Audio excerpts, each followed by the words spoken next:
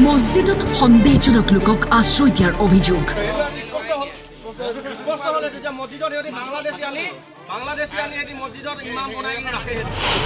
অবৈধ মাদ্ৰাছাত পৰিল বুলডোজাৰৰ কোব।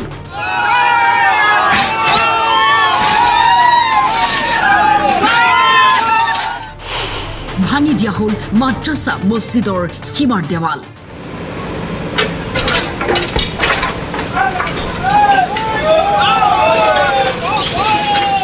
তিনিচুকীয়াৰ লোহাৰী কছাৰী গাঁৱত উত্তপ্ত পৰিস্থিতি।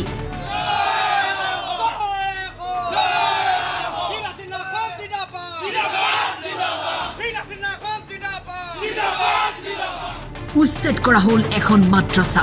বিগত কিছুদিন ধৰি মাদ্ৰাছাখনত অব্যাহত আছিল উত্তেজনা। আৰু কোন আছে?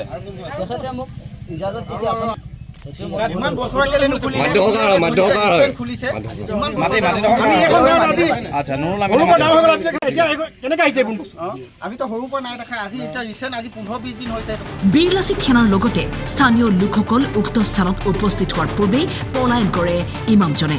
ইমামজনৰ যাৱতীয় নথি পত্ৰ খেলি মেলি থকাৰ অভিযোগ উত্থাপন হৈছে।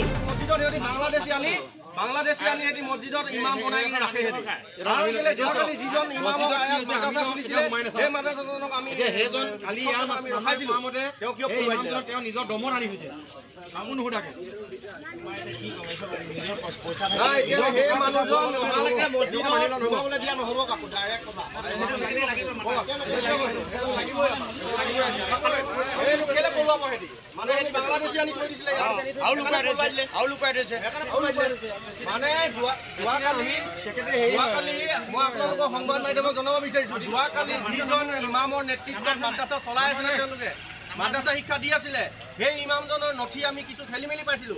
তেখেতৰ আধাৰ কাৰ্ডত বেলেগ, ভোটাৰ কাৰ্ডত বেলেগ তেখেতৰ এড্ৰেছ আছিলে।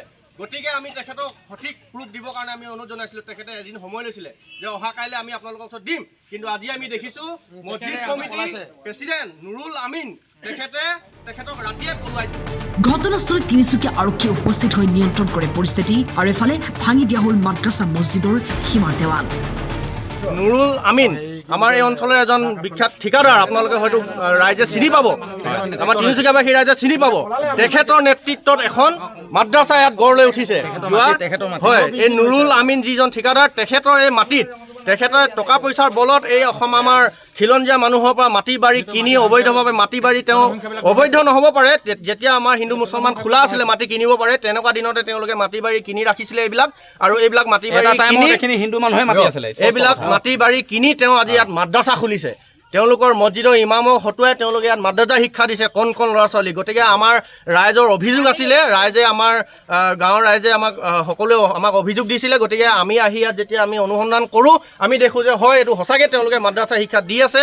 আমি তেওঁলোকৰ ইমাম চাহাবকো আমি সোধপোছ কৰোঁ। গতিকে ইমাম চাহাবেও এইটো তেওঁ নিজ মুখে হৈ কাঢ়িছে যে এইটো মাদ্ৰাছা হয়।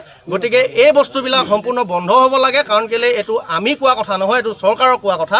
যিহেতু গোটেই সৰ্বভাৰতীয় পৰ্যায়ত এই মাদ্ৰাছা বন্ধ, গতিকে এইটো আমাৰ এই অঞ্চলৰ নহয়, গোটেই অসমতে এইটো বন্ধ হ'ব লাগে। গতিকে আমাৰ ইয়াত হোৱাৰ কাৰণে আমি খুব দুখ পাইছোঁ, আৰু আমি ইয়াত তীব্ৰ প্ৰতিবাদ কৰিছোঁ আমি গোটেই লোহাৰীবাসী ৰাইজে।